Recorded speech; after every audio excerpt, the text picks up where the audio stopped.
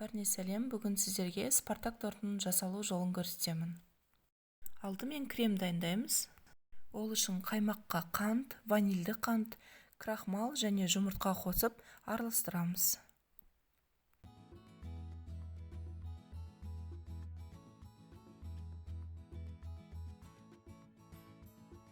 Су моншасына қойып, қоюланғанша үздіксіз араластырамыз. Кремді басқа ыдысқа құйып, суытамыз. Електен өткен ұнға какао мен қопсытқыш қосып араластырып қоямыз.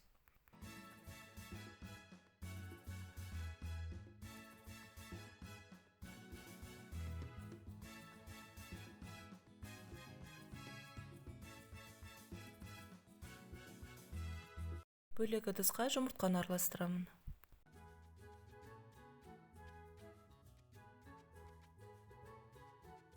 Майға қант пен балды қосып, су моншасына қоямын.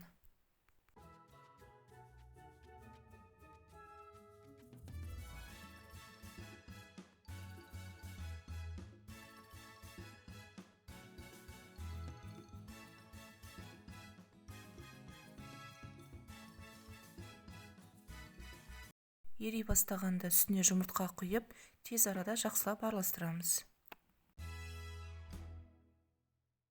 Ас содасын қосып, араластыра отырып 10 минут қайнатамыз. Су моншасынан алып, какаомен араласқан ұнға құйып, араластырып қамыр илейміз.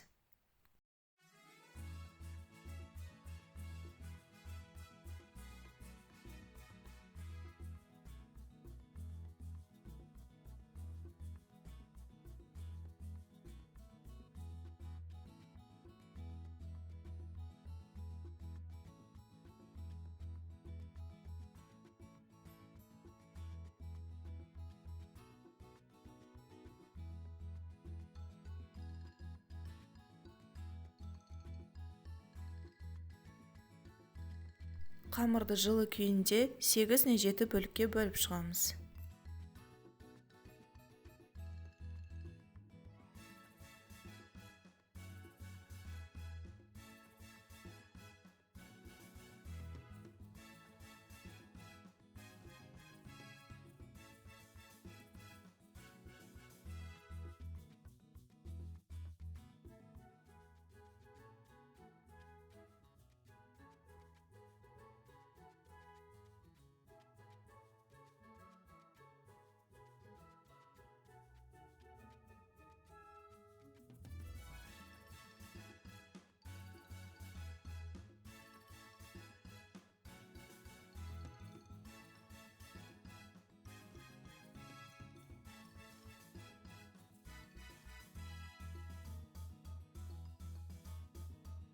Пергамент қағазына жұқалап жаямыз.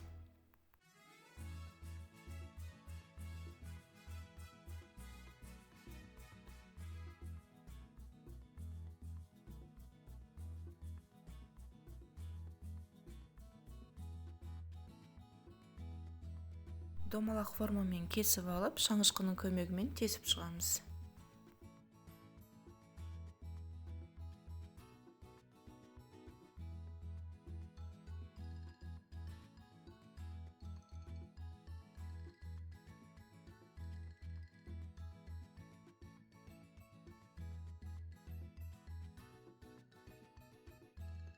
«180 градус қызып тұрған духовканың ортасына қойып, шамамен 6 минуттай пісіреміз. Дәл осылай қалған корждарды пісіріп шығамыз.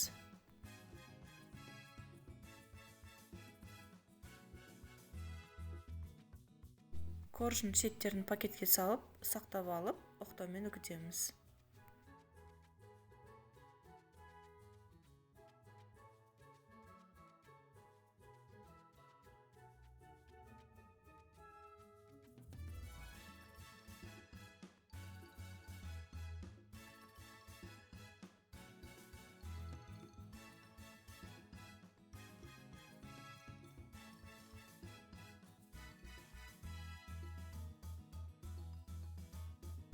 Жұмсақ сары майды 5 минут миксерлейміз.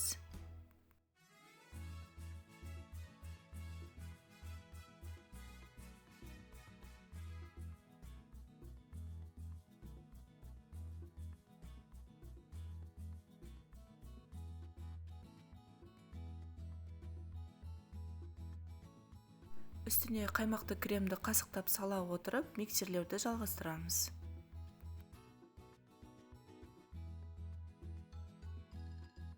Осылайша крем дайын. Енді корждарымызға жағып шығамыз.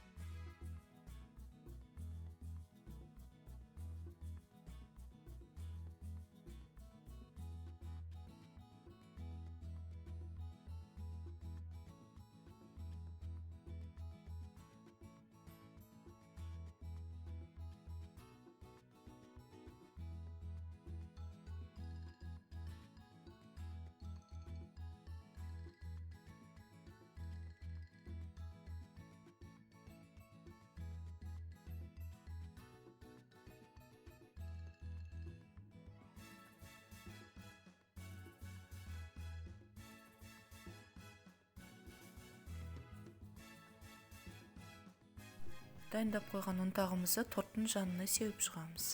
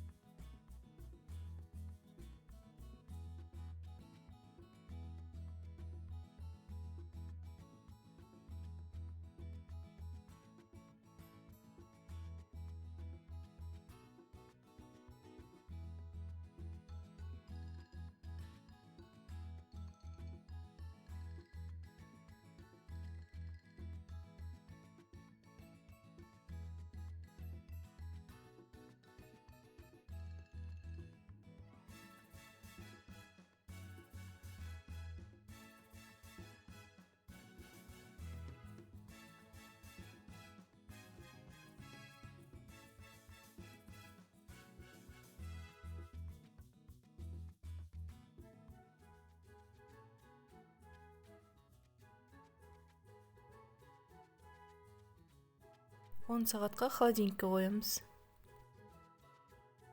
Өз қалауларыңызша әсемдей берсеңіздер болады.